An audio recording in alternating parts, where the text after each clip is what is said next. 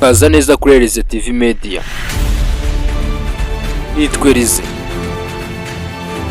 Amakuru mashya, ibiganiro, amateka n'ibyegeranyo bizwaho nanjye Elize kuri Elize TV Media.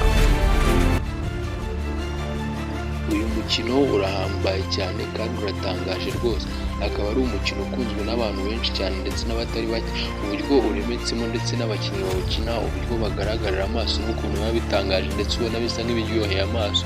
Uyu mukino ni umukino ukunzwe na bose, buri umwe wese, ndetse ku buryo abakire batangiye kugenda babona amashusho y'uno mukino bagenda bavuga bati ariko se mwashyize nimero z'amatike mo hano muri comment cyangwa se mukazishyira kuri dashboard tukazigurira amatike yo kujya kureba uno mukino, ko ari umukino turi wadushimisha cyane.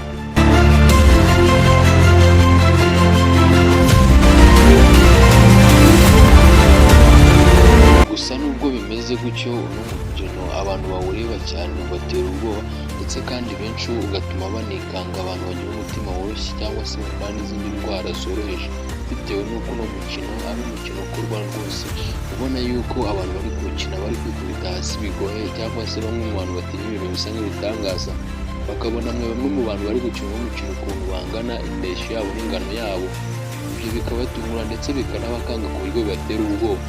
Gusa n'ubwo ibyo byose bimeze gutyo, kuri uno mukino ni ukwihambira, ni nko kwiyahura. Benshi cyane barawurebye ariko ntibongeye bitewe n'uburyo uno mukino ugaragaramo. Abantu benshi nubwo batinya uno mukino, gusa ngiye kukwereka inkomoko y'uno mukino, impamvu wamamaye n'impamvu wakunzwe, impamvu abantu bawukunze cyane nyamara batazi ibyawo, ndetse benshi bakaba barawukunze bakurikiye amashusho batazi nimba uno mukino unabaho cyangwa utabaho. Twifashishije bimwe mu bimenyetso bigaragarira buri umwe wese, ngiye kukwereka imva n'imvano n'inkomoko y'uno mukino w'abantu banini cyane, abanyarwenya batera urwenya bari gusobanura cumi bajya bayivuga bati ni ba Nyamunini, ndetse bakavuga ko ari ba Goliyati cyangwa se abandi bagabo banini cyane ba Kanyama. Gusa ngiye kukwereka inkomoko y'uno mukino, mwereke uburyo ki uno mukino wa generating ndetse n'uburyo uno mukino ukorwa n'abawukina, imva n'imvano yabyo.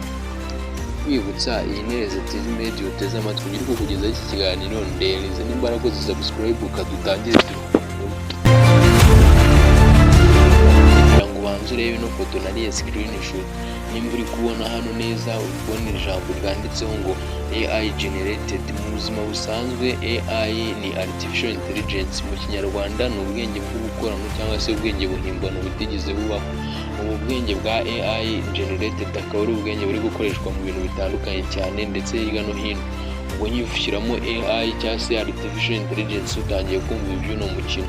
Ni ukuvuga ngo nimba uri kureba ino screenshot nariye ku ifoto, cyangwa se nakozemo ifoto nyine nyikomoye kuri uriya mukino, cyangwa se nyine ino foto muri kubona nayiriye screenshot nyikura muri video y'uriya mukino. Ahangaha muri kubona ko banditse ngo AI generated, bivuze ngo ntago ino kipe yaba abakinnyi bakina bangana gutya yageze ibaho. Nureba neza uraza gusanga abo bambaye imyenda itandukanye mu kibuga, uzi no gusanga buri mukinnyi aba afite ijezi ye itandukanye n'iy'undi, ndetse kandi usanga buri mu kipe ikomeye cyane igiye ifite umukinnyi nk'aho muri kugenda mubona abakinnyi batandukanye, aba Liverpool, Manchester City, Chelsea ndetse n'ayandi makipe. Ibi ngibi rero bikaba bishatse gusobanura ko nyine umuntu wakoze uno mukino yawugeneratinze yifashishije AI, agakora umukino w'abantu banini cyane, kubera yuko nta hantu binaza abantu bangana gutya kandi nta n'ahantu hagaragara abantu banini gutya ku buryo bose bavamo bakaba abakinnyi. Ibyo byose ndakeka bihita bikumvisha ko nyine uno mukino mubona mwakunze muri benshi ku mbuga nkoranyambaga, cyangwa se niba ari ubwa mbere wumva gusa ukamenya yuko abandi bawukunze ari benshi cyane, ari uno mukino nyine gusa utarigeze ubaho, bitewe n'uko ari umuntu wakoresheje AI arawugeneratinga ndetse akoramo match, abantu benshi batangira kuyikunda. Nureba neza nanone muri bano bakinnyi uraza gusanga amajezi bambaye ariho amazina y'abakinnyi usanzwe uzi, barimo Casemiro, Cristiano Ronaldo ndetse n'abandi batandukanye, utibagiwe na Messi. Kandi bambe ndabizi iyo umuntu amuvuze ku bafana bamukunda ntabwo bibashimisha. Nyuma y'ibyo byose rero, ikindi kigaruka kuri uno mukino wakozwe ushimisha abawubona ndetse ukanatangaza, gusa ariko benshi bongera kubihirwa n'uno mukino bamenye yuko atari ibyanyabyo, ahubwo ari ibintu bisa nk'ibyo bahimbye cyangwa se ibintu by'ibipupe byateretswe hariya bigakinishwa no mukino. Ikintu ngewe nazi hano ni ukubabwira ukuri no gushyira umucyo ku bintu nk'ibi biba bakanga mutazi n'inkomoko yabyo. ngenderezi y'Inerize TV Media. Mugire ibihe byiza kandi Imana ibarinde. Gukora subscribe niryo jambo ryonyine bwagufasha kwita ku bintu byose ndetse kandi ukagera no ku ntego zo kugira ubumenyi ndetse kandi n'amateka ahambaye ibyegeranyo utasanga ahandi. Mugire ibihe byiza kandi Imana ibarinde. Kaza neza kuri Erize TV Media. Nitwe Rize.